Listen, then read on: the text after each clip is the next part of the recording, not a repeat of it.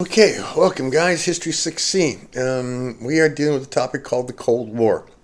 Cold War. The basics, guys, roughly what we're talking about is 1945 to about 1992. We're talking about the conflict of the United States and its allies versus Russia and its allies. The United States and its allies, often called NATO in Europe.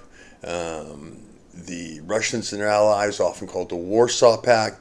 Um, they fought what is called a Cold War, and the reason that it's called a Cold War is because both sides had nuclear weapons. So neither side could afford to attack the other. It would have been mutual destruction. So instead, the Cold War was really about fighting over spheres of influence. You backed different groups all over the world, hoping your group would win. If your group won, then you got a sphere of influence, and in that way, you tried to attack or control the other, your enemy. Um, the roots of the Cold War go back. Understand, guys, that Russia and the United States were not natural friends. We had become allies in World War II because of our common fear of Adolf Hitler and the Germans and the rise of the fascists. But when the Bolshevik Revolution first took place in 1917, the United States government did not recognize the Bolsheviks. They did not recognize the communist government. They declared really that the communist government was everything that America did not believe in. Communism said it was atheistic. Communism said it had a communist economic system as opposed to a capitalist economic system. Many of the ideas of Bolshevism and communism were really the antithesis to American ideals of democracy and capitalism. So we were natural enemies, but the rise of fascism had brought us together against a common enemy. By the time the war was coming to an end, 1944, 1945, it was very clear that the Germans were losing. The Japanese certainly wouldn't be able to hold out. And the old antagonisms began to reappear. In February of 1945, a conference was held, the Yalta Conference, YALTA. The Yalta Conference, February 1945, to try to determine what the post-war world was going to be like. Russia made some weak promises about democracy. The United States made some promises about what they were going to do. But at the Yalta Conference, all they really accomplished was agreement to create the United Nations. But one also seems to be clear, and it's unspoken, guys, so there's no document on this. But when you look historically at what happened, certainly by the Yalta Conference in February 1945 and certainly afterwards, it becomes very clear that the unspoken agreement is that if you liberated it, it's yours. As Russia began to move westward and conquered Eastern Europe, they took over and liberated territories from the Germans and controlled that territory, just as the United States and its allies did as they moved west going east. If you liberated, it's yours. Nobody ever said this officially, but that does seem to be what happened. Eastern Europe falls under the realm of Russia, and Western Europe really under the influence of the United States. By June 1945, a new conference is held. This is the Potsdam Conference. The Potsdam Conference is a very important conference. At the Potsdam Conference, you will see a change in leadership. Franklin Roosevelt, who had led the United States during World War II and been president since 1933, died in April of 1945 and was replaced by a man named Harry Truman, senator from Illinois. Indiana. Harry Truman once had said in 1940 when Germany invaded Russia on the Senate floor, he said, if the Russians are winning, we ought to help the Germans. And he said, if the Germans are winning, we ought to help the Russians. And that way ensure as many deaths on both sides as possible. Harry S. Truman did not see any difference between fascists and communists. As far as he was concerned, they were all bad and evil. He becomes president, so he's going to show up at Potsdam. Winston Churchill had led England during World War II, and gone off to Potsdam. But during his stay at Potsdam, there had been a general election in England, and the English had decided that while he was a good war leader, he would not be a good peacetime leader, and so they voted him out of office. He had to leave in the middle of the conference, and he's replaced by a man named Attlee, who, while Attlee had information about the war, was really not close to either Roosevelt or the Russian leader, Stalin. So the only real war leader at the Potsdam Conference was Stalin.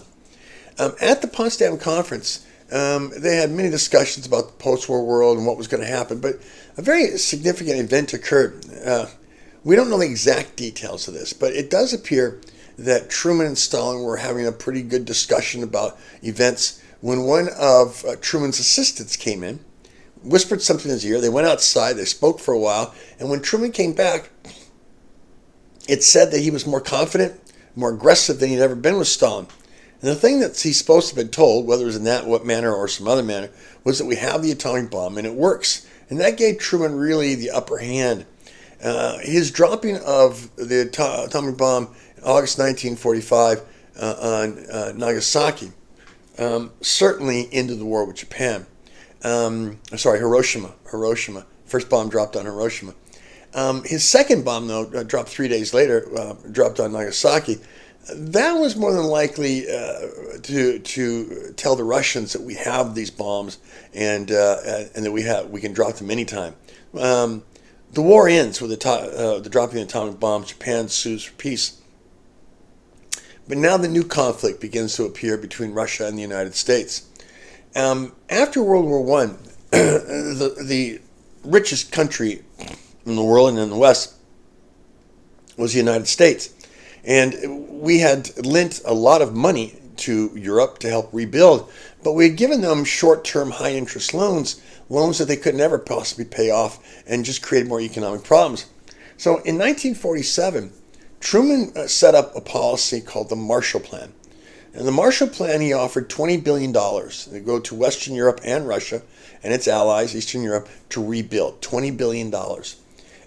There were no catches. They didn't have to pay back any of this money. There was just one small catch. If you accepted the Marshall Plan, you had to open up your economy to United States industry and corporations. You couldn't have any kind of controls or blockades. They had to have free access to your markets. Russia decided they didn't want to have to do that, and they didn't want to have to adhere to a capitalist economy, and so they refused the money. Western Europe took the money. Western Europe rebuilt, and of course you began the Americanization of Western Europe as American corporations and business moved in. Russia came up with their own idea. Their idea was to unify Russia with all the East European countries, called the Molotov Plan. The Molotov Plan, named after the Russian foreign ambassador Molotov. Connect all the nations in Eastern Europe, Russia, they would all work together to help each other to recover. The problem with that, of course, is that Russia didn't have any money.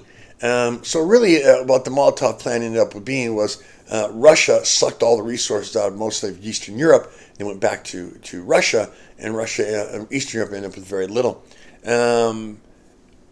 The other plan that Truman came up with in 1947 was something called the Truman Doctrine. The Truman Doctrine will be the basic foreign policy of the United States for the next 50 years, certainly the Cold War policy. The Truman Plan said this. It said, we shouldn't attack communism directly.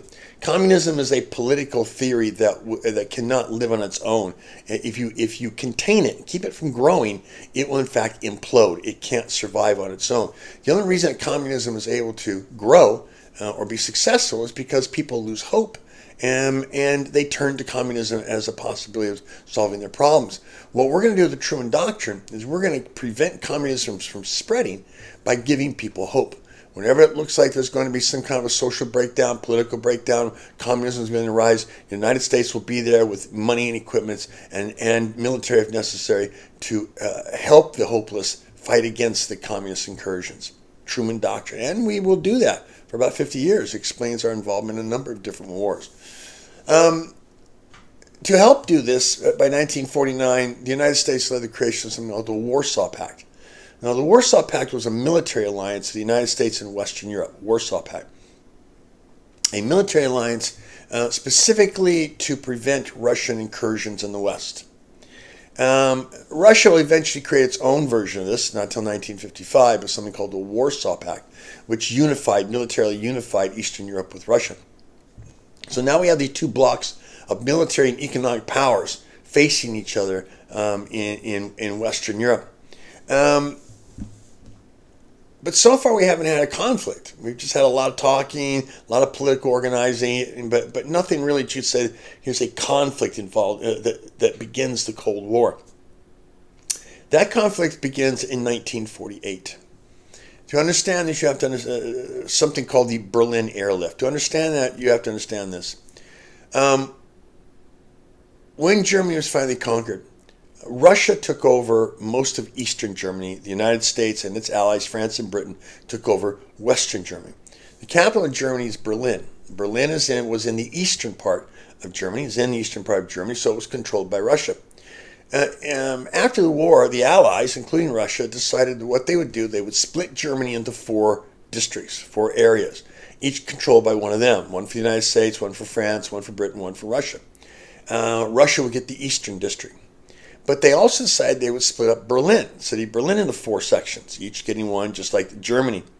So if you wanted to travel from the western-controlled areas of Germany to the western-controlled parts of Berlin, you had to travel through Russian-held East German territory, overland.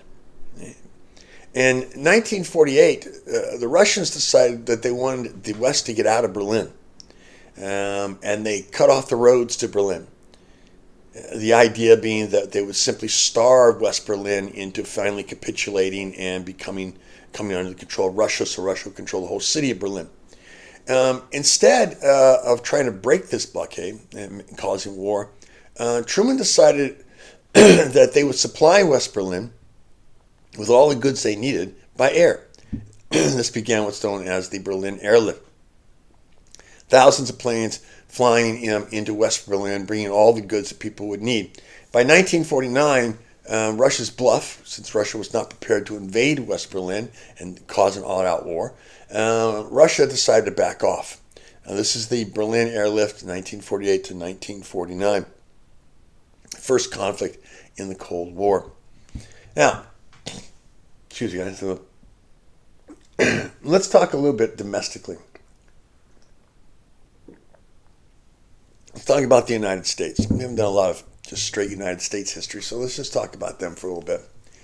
Roosevelt dies in 1949. Harry S. Truman becomes president of the United States. The Cold War begins during his term of office.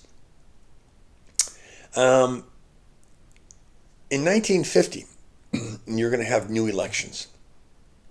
And one of the senators who was running for office is a man named Joseph MacArthur. He's a junior senator from Wisconsin. McCarthy doesn't have a lot to run on. He hasn't done a lot in the Senate. So he began to look for issues. And he finally found one in 1950. He found an issue. He declared in front of the media that the reason why the United States had been having such a tough time with the spread of communism. In 1949, as we mentioned, China became communist. The communists seemed to be spreading throughout Eastern Europe. He said it was because we had communist sympathizers in the State Department.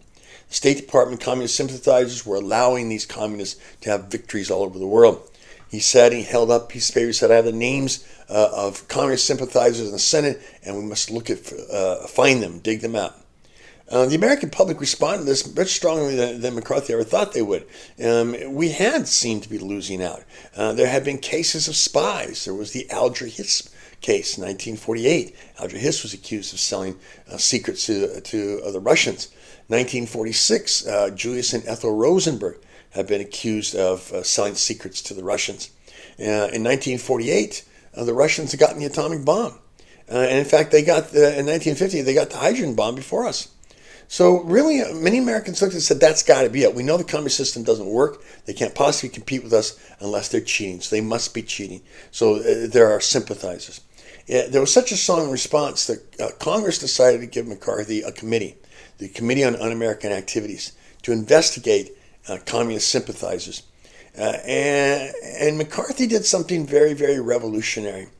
There was a new technology in the United States in the 1950s, a technology that was going to change the world and change everything, how we approach every major event. And that technology was television. Before television, people seldom saw the news unless you went to a movie and saw it a week later. You read about the news in newspapers, but television brought stories right into your living room. You sat there and you watched the television and you saw what was going on in Europe or in Africa or in different places in the United States. You saw, eventually you'll see the civil rights movements, and you'll see what's going on, and you'll see the Vietnam War, and you'll see what's going on. So it really brought home these stories right into people's living rooms. McCarthy put his hearings on television. Back then, most television was live, so he put that on live television. Americans had never seen their government at work, never live at work. You had to go to Washington, D.C. to see Congress working. So now you could sit there in the evening with your television, your little black and white, 2 or 3 channels maybe, neighbors coming in because not everybody had a television, and you could watch the Congress working and hunting out spies. McCarthy very quickly became a top-notch show on television. But what McCarthy found out very quickly was, well, he brought State Department people in and questioned them. They're kind of boring. We'll get back to it, guys.